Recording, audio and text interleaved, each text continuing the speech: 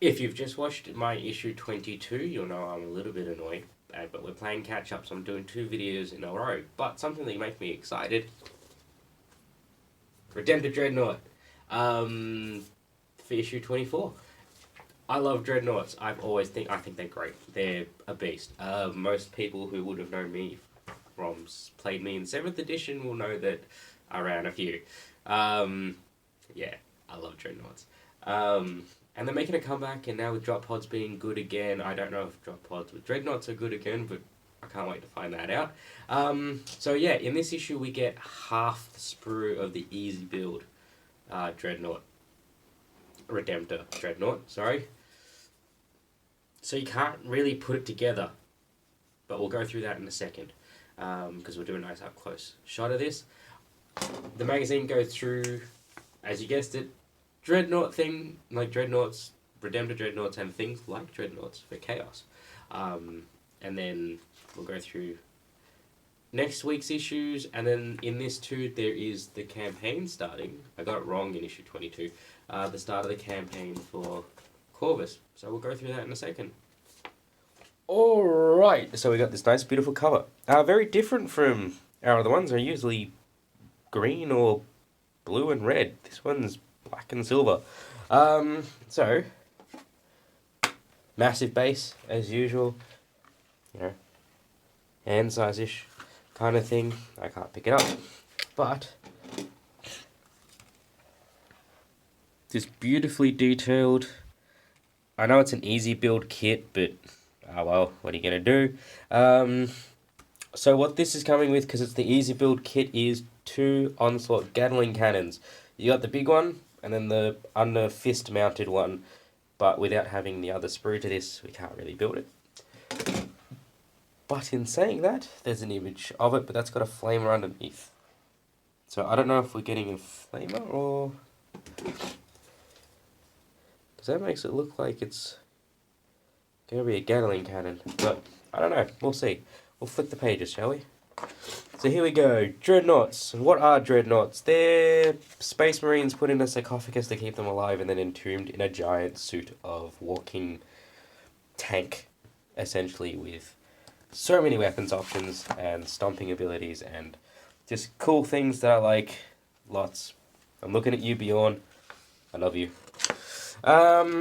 Going through more of them, so Venerable Dreadnoughts and things like that. Really nice imagery there. Moving on to the Redemptor. What a Redemptor is. This is an upgraded Dreadnought, really. It's for that, for Primaris dudes. So here we go. So there's the one we're going to be building.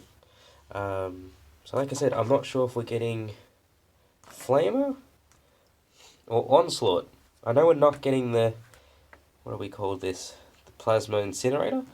If you can get your hands on them, they are awesome. But yeah, so that's pretty much what the 2 look like. They are great. Anti-tank, really. Anti-infantry. If you get your proper ones, it's not bad.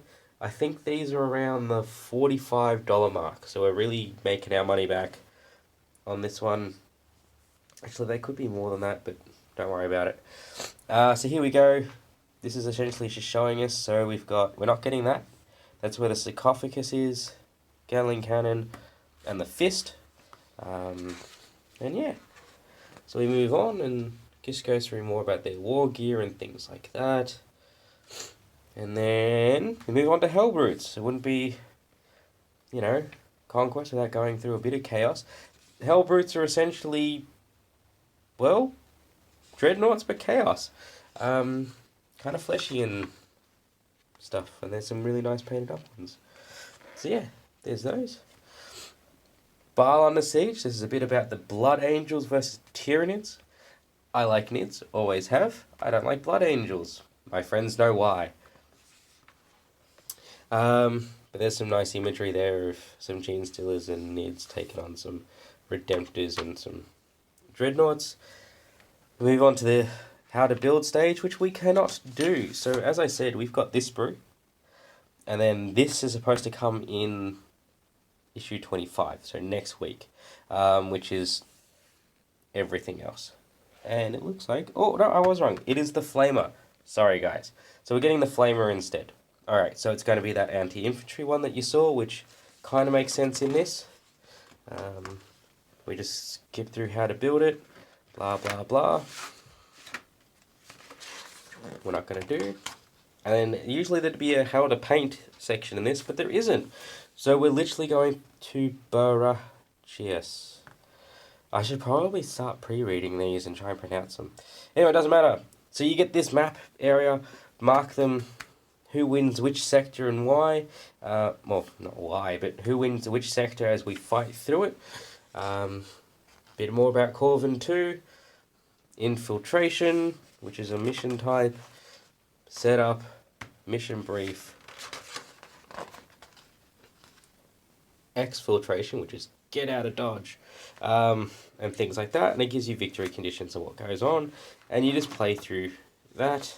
And then we move on to next week, which we see the rest of the Dreadnought. And then week 26, we get Reichland Flesh Shade. You probably don't need a reboot of that one. But it's always worth having extra, I guess. And a Bad and Black, you can always use more in Bad and Black. Though if I can make a really quick suggestion, guys, if you do have time, go get yourself some of this Corvus Black. It's amazing. Use it, and you'll see why. Use it over some Corax White. Anyway, so there's that. There's the base. There's the model we can't put together. I'm happy this makes up for issue 22. And yeah. Alright, guys. Kind of keep these issues quick. You guys all have a good night. I will. See yous.